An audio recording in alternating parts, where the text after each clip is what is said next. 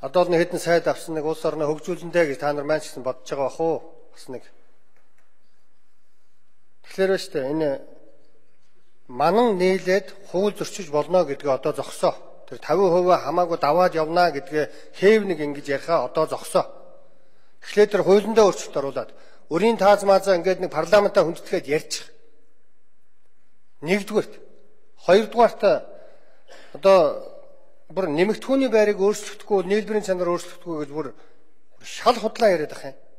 Энд ч одоо парламентын гишүүдээ хүндлэлтэй. Энд чинь нэрлсэн үнээр гадаад зээл 3.9 их найд.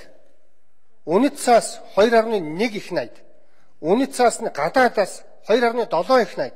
Ингээд засгийн газрын баталгаа нийлээд 11 их найд болчихж байгаа. Өнөөгийн үндсээр энэ нийлээд 8.8 их найд. Нөгөө нэг манай төсвийн хүрээний мэдэгдэл дотор байгаа 8.2-ыг чинь бол ализаны даваа 50 гараа явцсан. Би энэ дээр төрийн өмчөд үйлдвэрийн газруудын гадаад дотоод төр зээл ерөөс оруулаг байгаа шүү дээ. Энэ чинь бас л Монгол улсын зээл. Монгол улсын өр. Тэрэн дээр нэмээд 320 тэрбумыг нэмнэ гэд хээв нэг оруулаад ирж байгаа. Тэгээ хүний хөгжлийн мөнгийг бас тавина гэж байгаа. Тэгэхээр өштэй хамт олон энэ чинь бас л өр. Энэ бол энэ сайлаа бэлтгэхээр саваа бэлдээ гэж үг байдаг. Энийг хөр тавиад юунд зарцуулах гэж байгаа, ямар хөтөлбөрт зарцуулах гэж байгаа, юунд санхүүжүүлэх гээд байгаа гэдгээ парламентаар ерөөсөө ярихдаггүй. Хоёрдугаарт тэр өрийн таазын талаараа за та нарын тэр дүүрсэн дандаа худлаа ярьдаг та нар бол. Манан бол дандаа худлаа ярьдаг. Засагт орохгүй л гэсэн тэр давхар дээлмэл бүр хамаагаа алдсан. Бүтэц мүтсээ цомхон байлгана гэсэн хамаагаа алдсан. Цомхон момхон ерөөсөө дүүрсээ худлааг бол одоо би ярихгүй.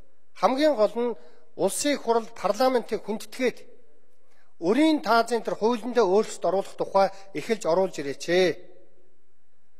Ингэж нэг хээв нэг хууль зөрчдөг байдлыг зогсоомоор байна.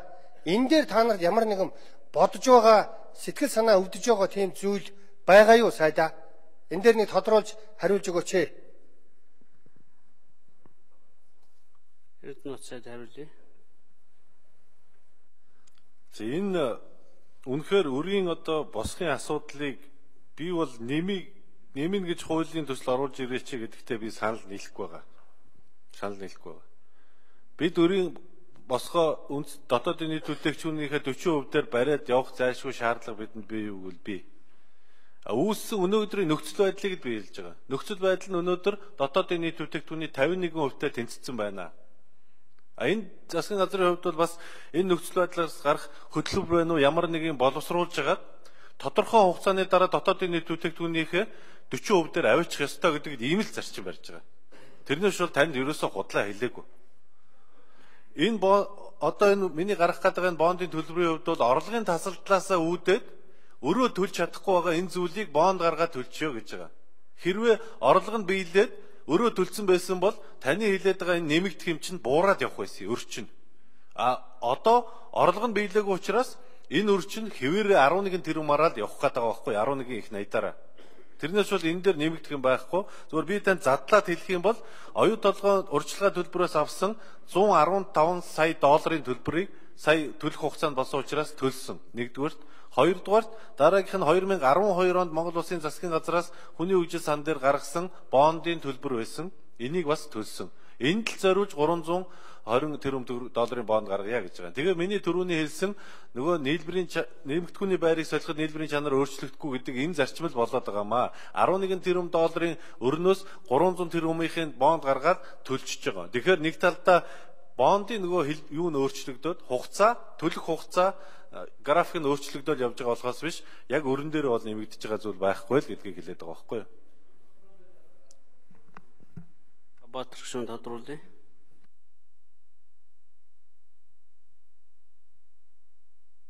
За маш товчхон тодруулаад та. За маань сайд маань за орлого тасраад байгаа учраас ингээд нэмэгдэхүүний байрыг өөрчлөвөл нийлбэрийн чанар өөрчлөгдөхгүй л гэж тайлбарлаж байна. Орлого тасарж байгаа. За гайл татварын газар муу ажилласан байж болно. Хамгийн гол нь 3,000 уул уурхайн лиценз эзэмшиж байгаа компаниуд Монголд ямар ч одоо өрөөгөөж өгөхгүй бидний хүсчээсэн үр дүн гарахгүй байгаа учраас орлого тасарж байгаа. Тэгээ энэ орлогыг та бүр баталгаатай оруулж ирнэ гэж баталгааг та яг одоо өгч байгаа юм уу? Хардлагаагаар хариуцж байгаа энэ дээр санаа зовлтгүй орлого бол буцаад нөхөгднө гэж яг хариулж байгаа юм уу тэгээд?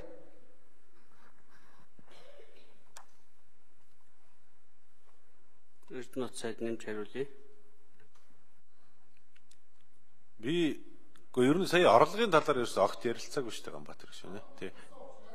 Орлого тасарсан учраас өмнөх онд бидний баталсан зардлыг санхүүжүүлэх зайлшгүй шаардлагатай л байгаа байхгүй юу? Орлого тасарчгаар мэдээж баталсан зардлаа санхүүжүүлэх зайлшгүй шаардлага үүснэ. Тэр зардлаа санхүүжүүлэх гээд байгаа. Нөхөж орж ирсэн биш ээ. Энэ тасарсан орлогынхоо хэмжээгээр бонд гаргаж төлөх ёстой санхүүжүүлэх ёстой байсан зардлаа санхүүжүүлж байгаа. Тэр санхүүжүүлэх зардал нь өөрөө өр байхгүй юу? Өр төлөх ёстой байсныгаа санхүүжүүлж байгаа. Баасгүй